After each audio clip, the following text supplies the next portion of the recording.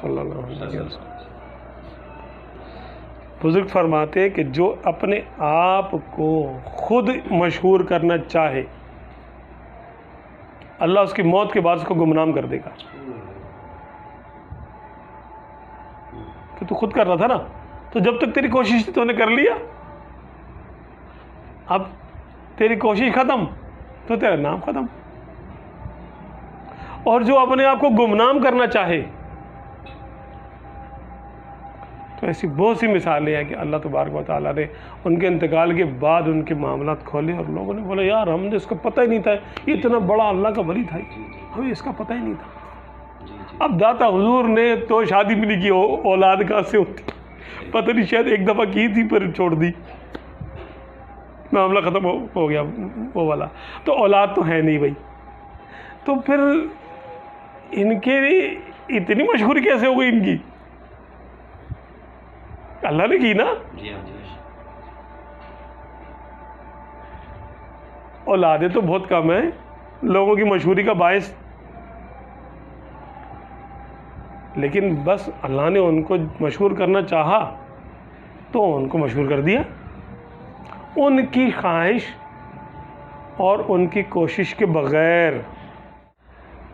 تو جو اپنے آپ کو مشہور خود سے کرتا ہے یا کرنا چاہتا ہے یا کرنے پر خوش ہوتا ہے یا لوگ اس کی تعریف کرتے ہیں تو وہ مطمئن ہوتا ہے۔ الامان والنفیس، خطرے کی گھنٹی، بزرگوں نے سختی سے منع فرمایا، والا بالکل دل سے راضی نہ ہو اس کے اوپر۔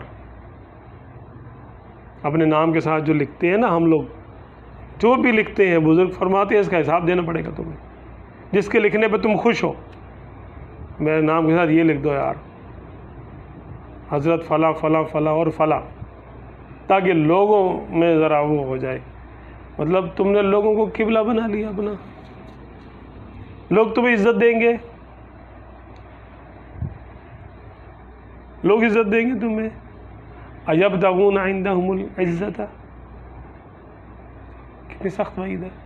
کہ کیا وہ لوگوں کے پاس عزت تلاش کرتے، بڑی سخت وعید ہے اس کے اوپر۔ آپ نے کہا کہ اپنے ناموں کے ساتھ جیسے لکھتے نا فلاں فلاں، آپ نے جو بات تو یہ قادری اور یہ رضوی وغیرہ نہیں، قادری تو ہماری عاجزی ہے، ہاں نسبت عاجزی ہے ہماری۔ دیکھیں رضوی، قادری، شاذلی، ابوالعلائی، جو بھی آپ جس کو بھی لگانا چاہیں وہ آپ کی ایک نسبت ہے، اور وہ نسبت ہے محبت کی کہ مجھے ان سے محبت ہے۔ اچھا، اس میں کوئی مسئلہ یہ نہیں، شہرت نہیں ہے، شہرت نہیں ہے، بلکہ یہ ہے کہ میرا ذاتی وصف کیا ہے، میں عالم ہوں، میں علامہ، میں قاری ہوں تو القاری، حج کیا تو الحاج، اور اگر میں نے حج کی، میں عالم ہوں، اب مجھے کوئی قاری کہتا ہے تو مجھے برا لگتا ہے، ابے تجھے پتہ نہیں میں درس نام بھی کر لیا میں نے، تو ابھی تک مجھے وہی والے قاری صاحب کہہ رہا مجھے، میں کوئی قاری صاحب تھوڑی ہوں، اب تو عالم ہوں میں، علامہ بولوں مجھے، منہ سے نہیں بولے گا لیکن وہ دل میں ابال آتا رہے گا۔ تو یہ بیماری ہے نفس کی، نہ ہمارے ہوتی ہے تقریباً، اللہ ماشاء اللہ بچ جائے، تو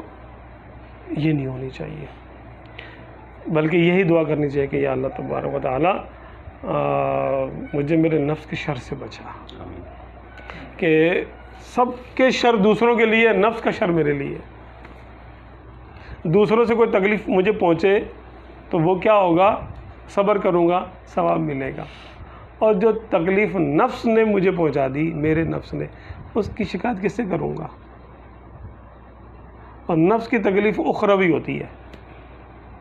کہ آپ کی کمائی ہوئی دولت یہ یہی برباد کر دیتا ہے،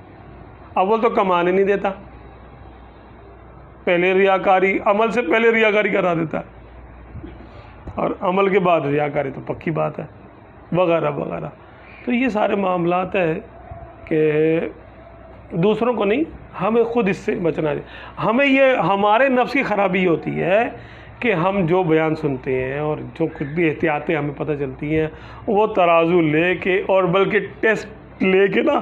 وہ لیبارٹری ساتھ میں گھوم رہے ہوتے ہیں، ہر ایک پہ لگا کے دے، یہ بھی ریاکار ہے، حالانکہ اپنے کو دیکھ یہ بھی ریاکار ہے، یہ بھی ریاکار ہے، اچھا یہ بھی بڑا ایسا ہے، یہ بھی ایسا، اپنے ماتھے پہ لگا کے دکھائی نہیں کبھی کہ یہ تو میرے لیے بتایا تھا مجھے، اب میں دوسروں کو چیک کر کے آ گیا ہوں، اپنا کچھ نہیں گھوم رہا تھا کہ کون کون ہے میرے حلقہ احباب میں، کون کون لگاتا ہے، علامہ، مفتی، فلاں فلاں فلاں۔ ایک نے بڑا سخت جملہ تو لکھا، کہنے لگا حج کرتے ہو تو اپنے ساتھ حاجی لکھتے ہو،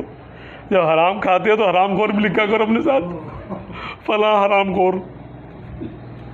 وہ نہیں لکھتے۔ تو حالانکہ بس تو بہت زیادہ پایا جاتا ہے، حج تو ایک ہی دفعہ کی ہے، تو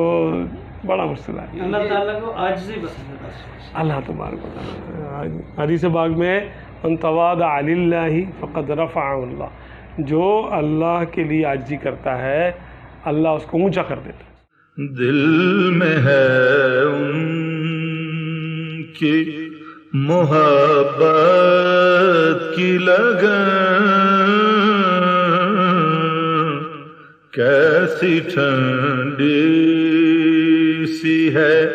سینے کی جلن،